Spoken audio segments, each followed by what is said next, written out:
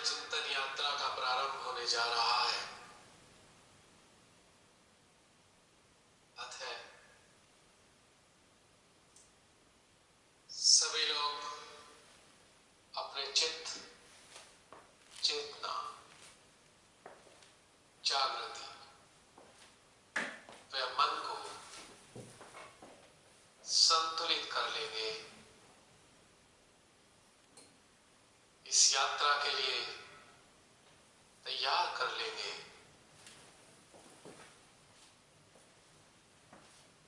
इसी के साथ अपनी समस्त संवेदन इंद्रियों को भी इस यात्रा पर चलने के लिए जागरूक कर लेंगे। यह ध्यान यात्रा इतनी आनंददायी व गहन सूक्ष्मता का प्रस्फुटन है। यदि हम जागरूक ना हुए, यदि हमारी संवेदन इंद्रियां पूरी तरह से अलर्ट ना हो पाए, तो बहुत सी सूक्ष्मताओं को हम ग्रहण करने में वंचित रह जाएंगे। यह मात्र एक प्रक्रिया नहीं है, यह एक जीवंत घटनाक्रम है हमारे अंतस का, हमारी गहरी समझ का। इस समझ को विकसित करने का एक अवसर है। ध्यान यात्रा के दौरान उत्पन्न होने वाली विभिन्न प्रकार की आवृत्ति व गहनता वाली ऊर्जा को पूर्ण ध्यान के साथ, समझ के साथ गौर करते हुए आत्मसात करते जाना है। भीतर से मुखर होने वाला हर शब्द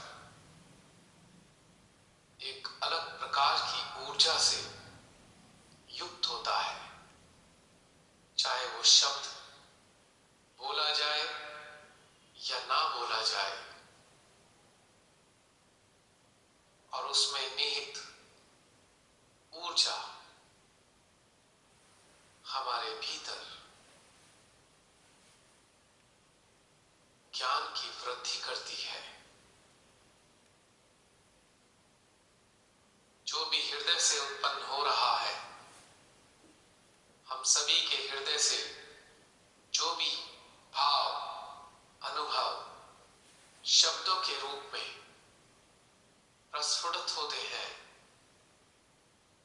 या भीतर ही भीतर में प्रस्फुटित हो जाते हैं, चाहे बोले भी ना जाए, उनसे भी विभिन्न प्रकार की ऊर्जाओं का आभास होता है। अतः पूरी अलर्टनेस के साथ अपने स्वयं के भीतर में हम उतरेंगे, तभी हमें आनंद आएगा। तो चलते हैं अपने ही मध्य हृदय में श्री मां के समक्ष।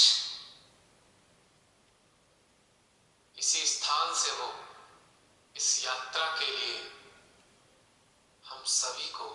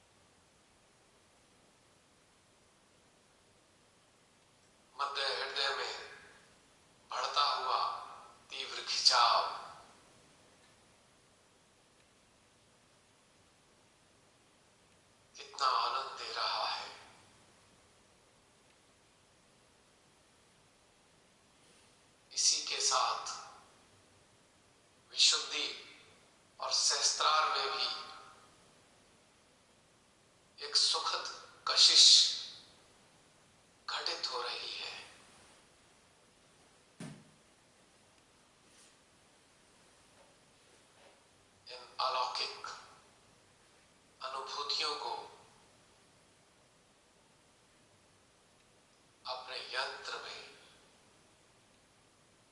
शोषित करते जाएं। यही अनुभूतियां हमारी अनेकों नसों नाड़ियों में अनेकों किस्म की बाधाओं को,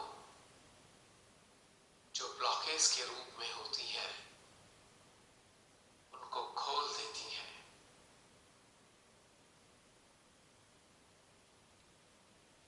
मां के प्रेम की ऊर्जा को अपने संपूर्ण यंत्र में एकाग्रता के साथ आत्मसात करने मात्र से ही समस्त प्रकार की क्लियरिंग स्वतः ही घटित होने लगती है।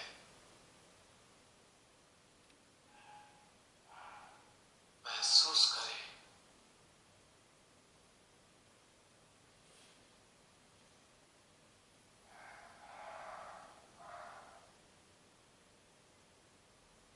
बैठ जाएंगे अपने स्वयं के हृदय में ही, ध्यान मुद्रा में, संपूर्ण विश्व की समस्त जागृत सूक्ष्म चेतनाओं के साथ, जो लगातार श्री मां के समक्ष ध्यानस्थ रहती है। इतनी आनंददायी कलेक्टिविटी हमारे स्वयं के हृदय में जारी रहती है। जब चाहे इसका आनंद लिया जा सकता है।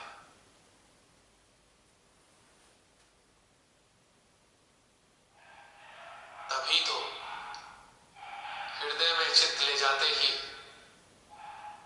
संपूर्ण यंत्र में ऊर्जा प्रवाहित होनी प्रारंभ हो जाती है, क्योंकि विश्व की संपूर्ण जागृत चेतनाओं का सानिध्य हमें प्राप्त होने लगता है। और उसी सानिध्य के साथ में मां जगदम्बे का प्रेम भी।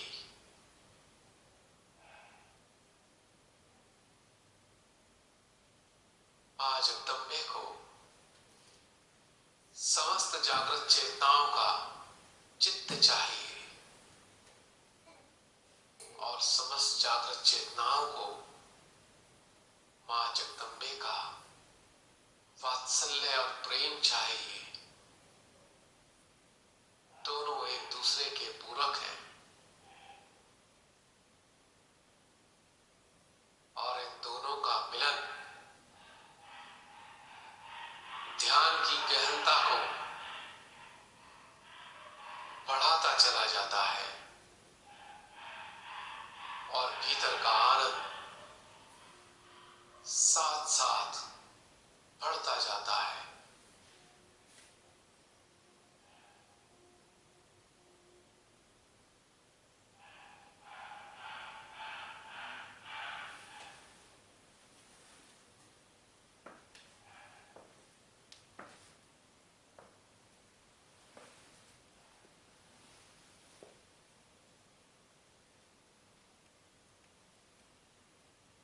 महसूस कर सकते हैं संपूर्ण यंत्र की ऊर्जा अब सहस्त्रार से बाहर बहती प्रतीत हो रही है। परिणाम स्वरूप हमारा सहस्त्रार ऊपर की ओर खींचता जा रहा है।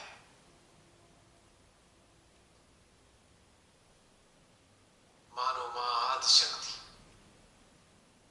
इस ऊर्जा के माध्यम से हम सबके चित्त को, चेतना को अपनी ओर आकर्षित करना चाहती हो, मानो बुला रही हो। इन्हीं लक्षणों को महसूस करते हुए हो अपने चित्त को, चेतना को, जागृति को, वह मन को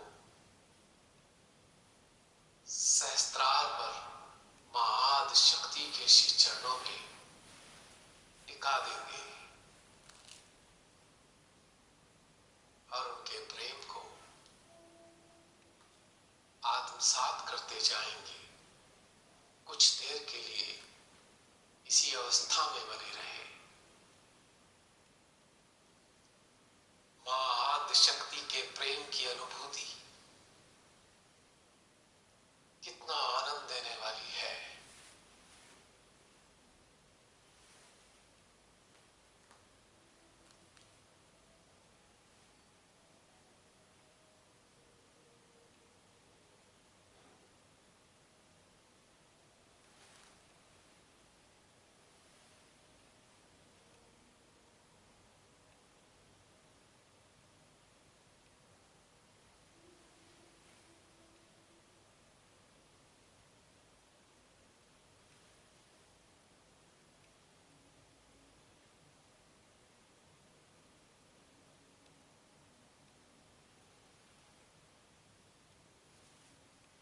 समस्त प्रकार की सांसारिक चिंताओं से दूर, समस्त प्रकार के उद्देश्यों से परे,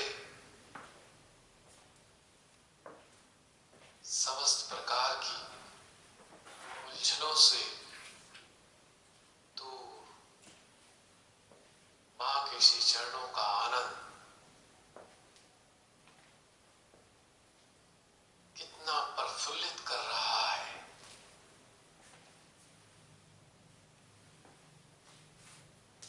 महसूस कर सकते हैं इस वक्त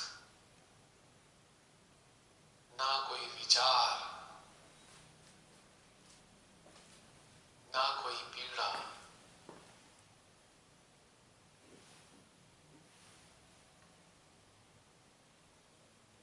ना कोई महत्वाकांक्षा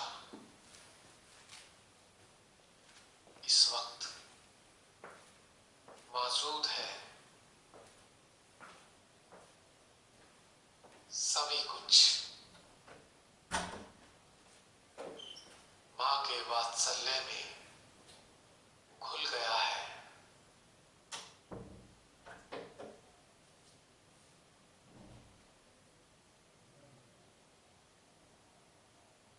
रह गया है तो केवल और केवल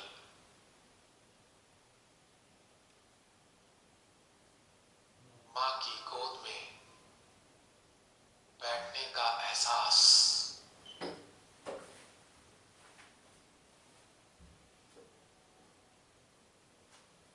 उनकी आंचल की छांव में बने रहने की ललक।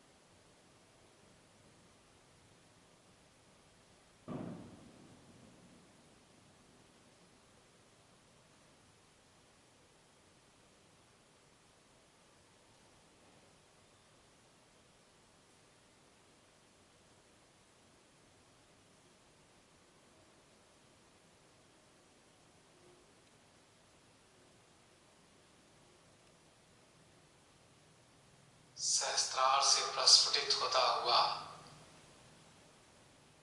ऊर्जा का वेग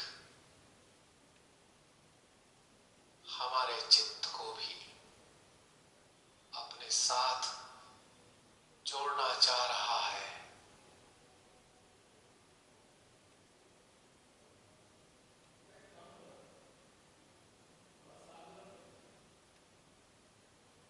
तो चलते हैं अपने सहस्त्रार से फूटती हुई ऊर्जा के सानिध्य में।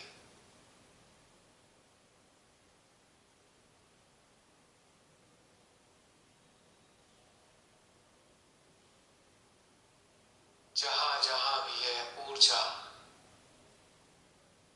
बहती जाएगी, उसी अवस्था में अपने चित्त को भी हम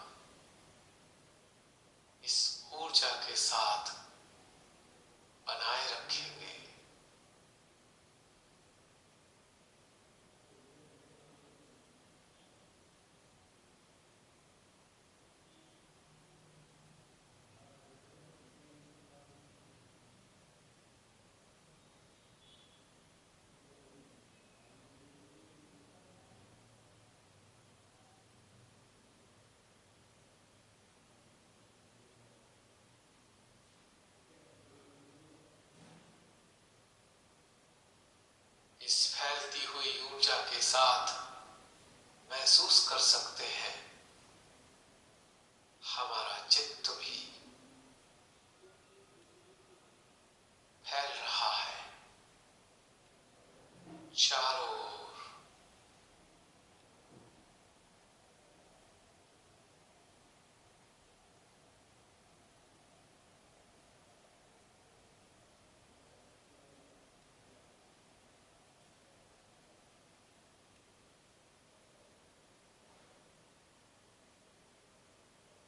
सहस्त्रार से फूटती हुई यह दिव्य ऊर्जा हमारे संपूर्ण अस्तित्व को ढकती जा रही है। इसी के साथ हम महसूस कर सकते हैं कि हमारा चित्त भी हमारे स्वयं का आवरण बनता जा रहा है।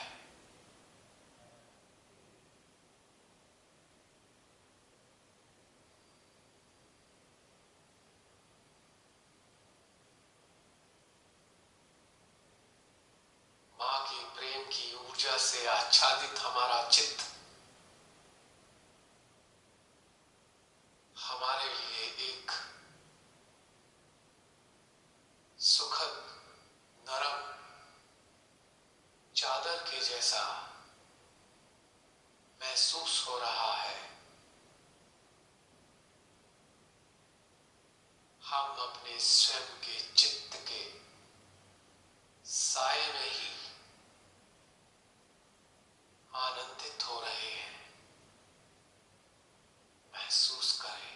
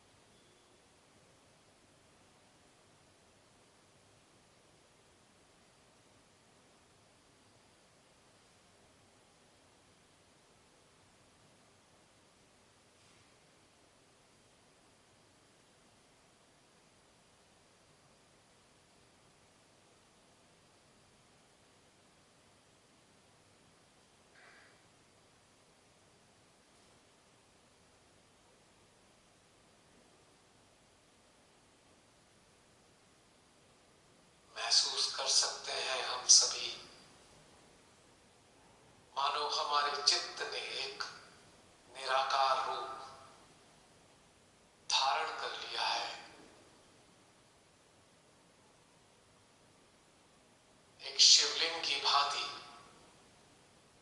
हम अपने ही चित्त के भीतर महफूज हैं।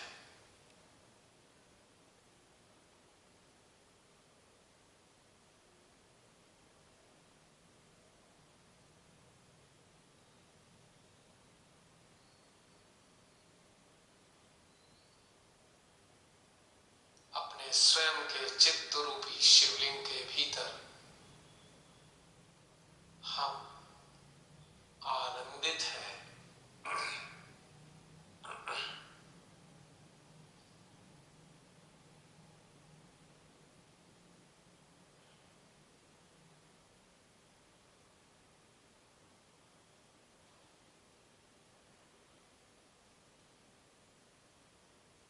और इसी शिवलिंग समाधि में हम अथाह शून्यता की गहनता में उतरते जा रहे हैं।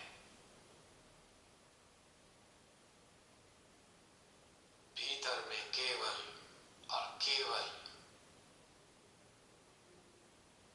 शून्यता का ही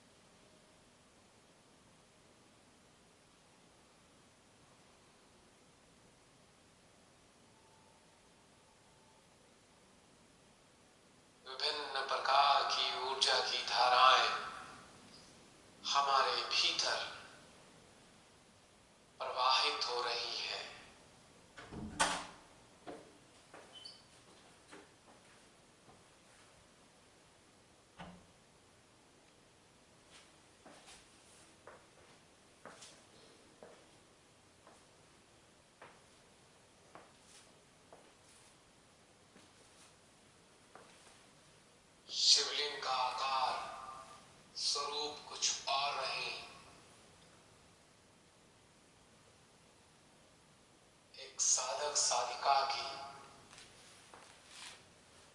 गहन ध्यान समाधि का प्रतीक है।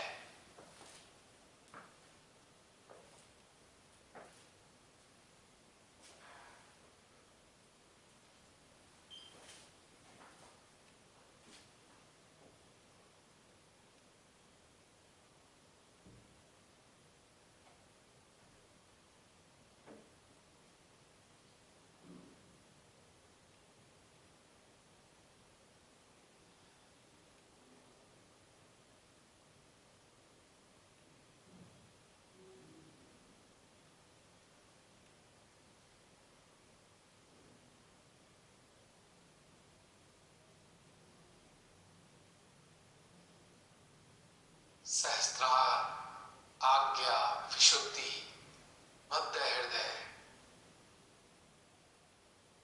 तीव्र खिंचावों से आच्छादित हो रहे हैं और ये खिंचाव अत्यंत सुखद व आनंद देने वाले हैं।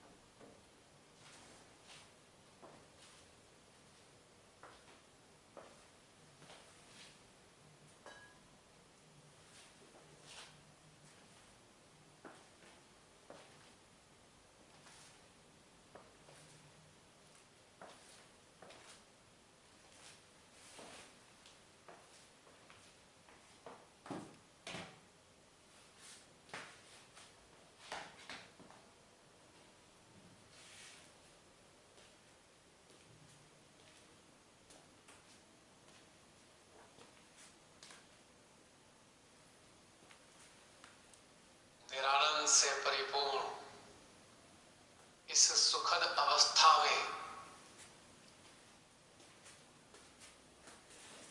अब थोड़ा चिंतन की ओर चलते हैं। यह चिंतन है इस रचना के कल्याण का। यह चिंतन है मानव जाति के उत्थान का। यह चिंतन है समस्त प्रकार के मानवों का जो विभिन्न प्रकार की नकारात्मकताओं से घिरकर इस पृथ्वी को, इस पृथ्वी पर स्थित मानव जाति को नुकसान पहुंचाते हैं।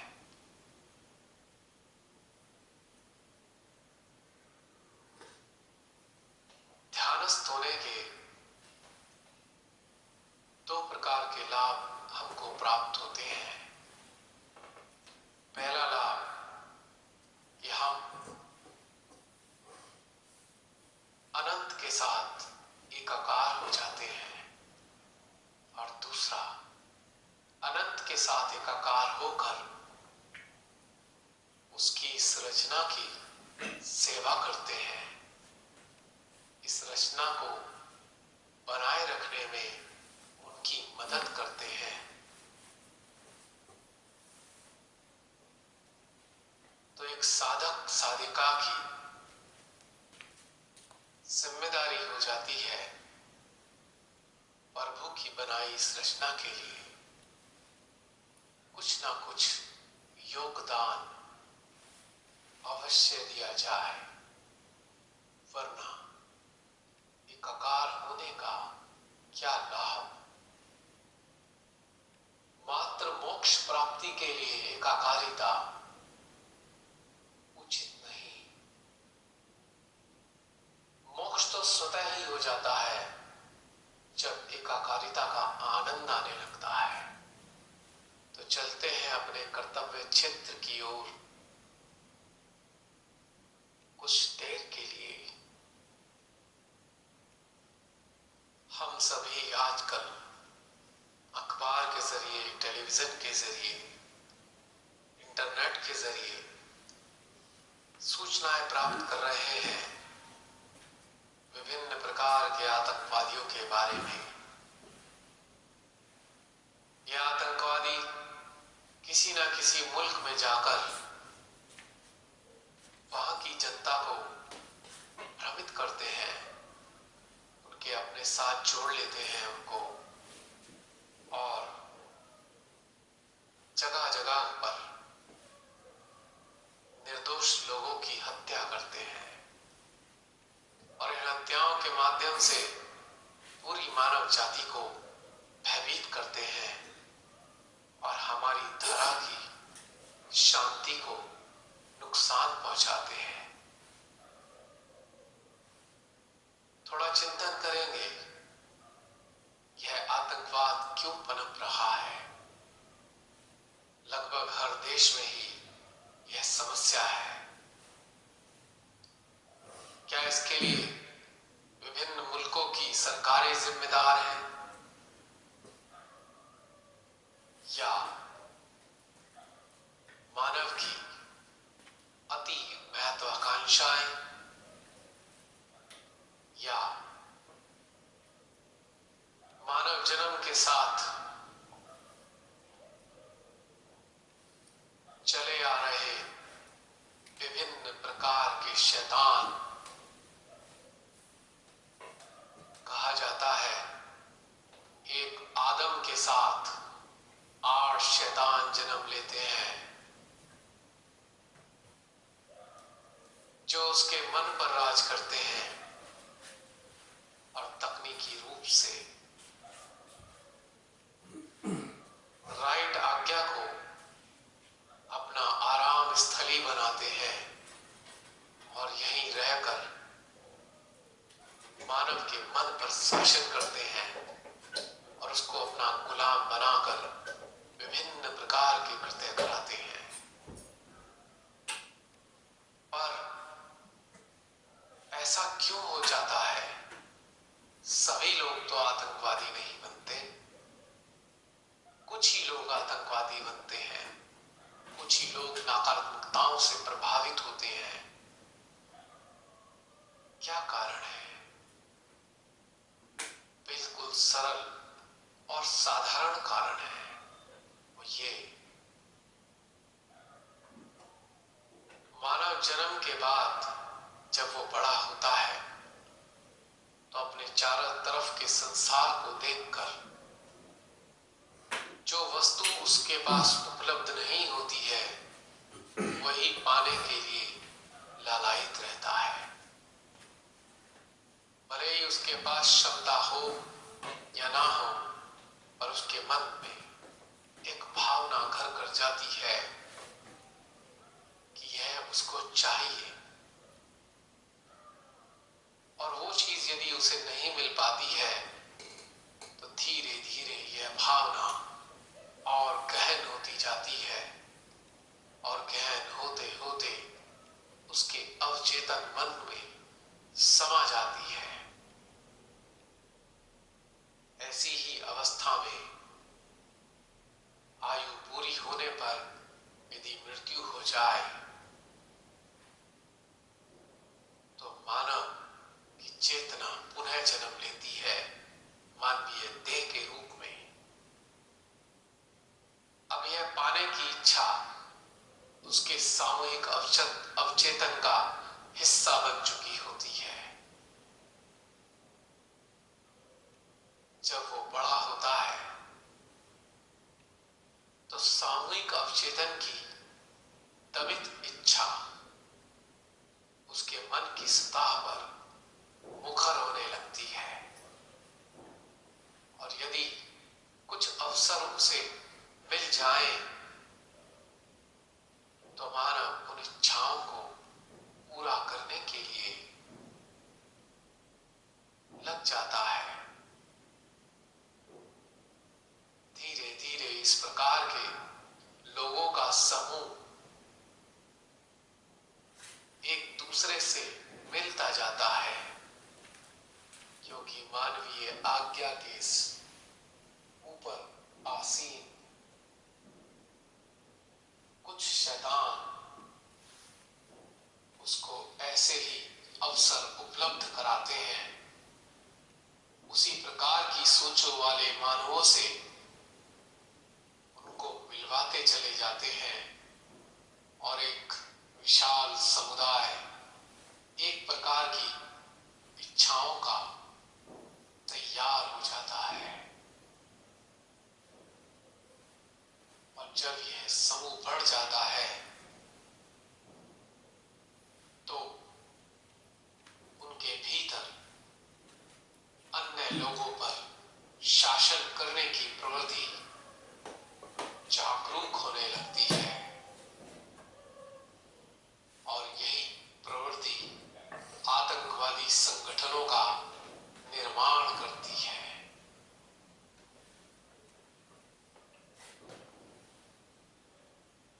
तो इस तथ्य को अच्छे से समझते हुए हम सभी जागृत चेतनाओं को ध्यानस्थ अवस्था में प्रतिदिन 5 से 10 मिनट के लिए एक पूर्व निश्चित समय पर बैठना होगा और अपने स्वयं के ध्यान प्रक्रिया के उपरांत ऐसे समस्त लोगों के मध्य हृदय और सहस्त्रार पर मां जगदम्बे के प्रेम को चित्त की सहायता से पहुंचाना होगा। प्रतिदिन किए गए इस कार्य के द्वारा ही यह संभव हो पाएगा कि उनके भीतर में स्थित अनेकों राक्षस व शैतान निष्क्रिय होने लगेंगे। अक्सर साधक ये बात सुनकर यह सोच सकते हैं कि भला हमारे करने से कैसे होगा। तो समस्त साधक साधिकाओं को यह बात ध्यान रखनी चाहिए कि करता धरता हरता भरता तो श्री मां है। हमें तो केवल और केवल अपने चित्त में इस कार्य के लिए एक 5-10 मिनट का समय निकालना है। हमारे हृदय और सहस्त्रार की ऊर्जा जब एक दूसरे के साथ मिल जाती है तो ये बहुत बड़े बड़े कार्य करती है, क्योंकि हम सबकी सामूहिक ऊर्जाओं में हम सबकी सामूहिक शुद्ध इच्छा भी छुपी है। वो इच्छा है इस धरा को आतंकवाद जैसे विषाणु से मुक्त कर देना। और परमेश्वरी हमारी इन इच्छाओं का सम्मान करती है, क्योंकि यह उनको अति प्रिय है। उन्होंने बड़े प्रेम से पृथ्वी का निर्माण किया है। इस पृथ्वी पर उनके अपने अंशों को जन्म दिया जाता है और उन अंशों को समाधानी अवस्था में पहुंचाने के लिए मानव चेतना के उत्थान के जरिए मुक्त किया जाता है।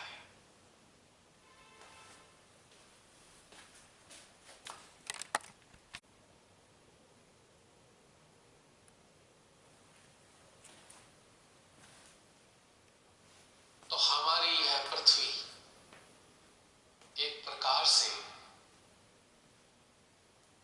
मानवीय चेतनाओं का मुक्ति केंद्र भी है और इस केंद्र को ठीक ठाक बनाए रखने के लिए हम सभी के जागृत चित्तों की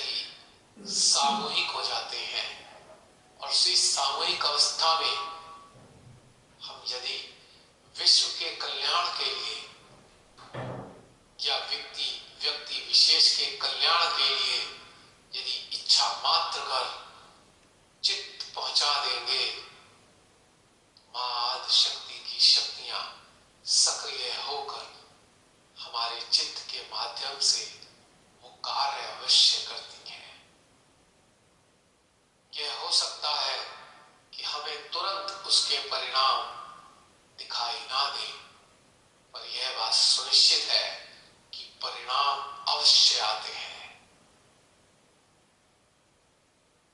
तो अपने विश्वास को स्वयं पर मजबूत बनाएं, स्वयं की चेतना को श्री मां के साथ लगातार जोड़े रखें और श्री मां पर पूर्ण विश्वास करें, तो निश्चित रूप से यह कार्य संपन्न होता चला जाएगा। हम सभी जागृत साधक मानवीय क्षति नहीं चाहते, वरन मानवों के मनों को काबिज करने वाले दुष्ट प्रवृत्ति के शैतानों और राक्षसों से मुक्ति चाहते हैं। मानवीय क्षति जागृत साधकों का उद्देश्य नहीं है, वरन मानवों को क्षति पहुंचाने वाली समस्त नकारात्मक शक्तियां ही हम सबका टारगेट है। तो यह संघर्ष है अच्छाई और बुराई के बीच में, और सदा की तरह अच्छाई की ही विजय होती है। ये बात हम सभी जानते हैं, पर हम सबको अपने भीतर में उत्साह संजोना होगा। हम सबको अपने भीतर में इस धरा को इस प्रकार के कीटाणुओं और विषाणुओं से मुक्त करने के लिए तीव्र इच्छा को संजोना होगा। अपने प्रतिदिन के दैनिक जीवन में हमें 5 से 10 मिनट ध्यानस्थ अवस्था के इसी कार्य के लिए निकालने होंगे, तभी हमारा श्री मां की संतान होने का दायित्व पूरा कर पाना होगा। हम जागृत चेतनाएं मात्र ध्यान के माध्यम से स्वयं को मनोरंजन व आनंद में स्थित करने के लिए नहीं है। यदि ये कार्य करके देखेंगे सभी, तो जान पाएंगे इस सूक्ष्म चित्त के कार्य में कितना आनंद है। यह आनंद हमारे रोम रोम को झंकृत कर देता है, क्योंकि जब भी हम किन्हीं मानवों के भीतर में चित्त की सहायता से उतरते हैं, तो उनके भीतर में स्थित अनेकों देवी देवताओं से हमारी चेतना की मुलाकात होती है, और हमारी चेतनाओं को उन समस्त देवी देवताओं का प्रेम प्राप्त होता है। इसलिए यह कार्य एक अत्यंत रोचक और ऊर्जा को बढ़ाने वाला है। मन के स्तर पे यदि देखेंगे तो भयभीत हो सकते हैं कि कहीं उन दुष्ट लोगों की नकारात्मकताएं हमें हानि ना पहुंचा दें, परंतु हृदयेश्वरी के सानिध्य में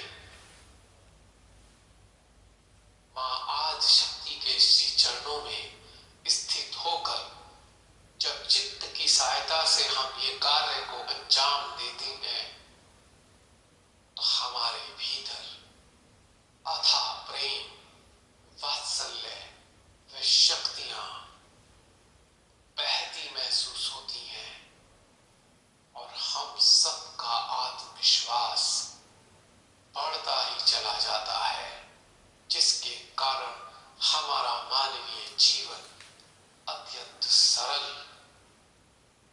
आनंदमयी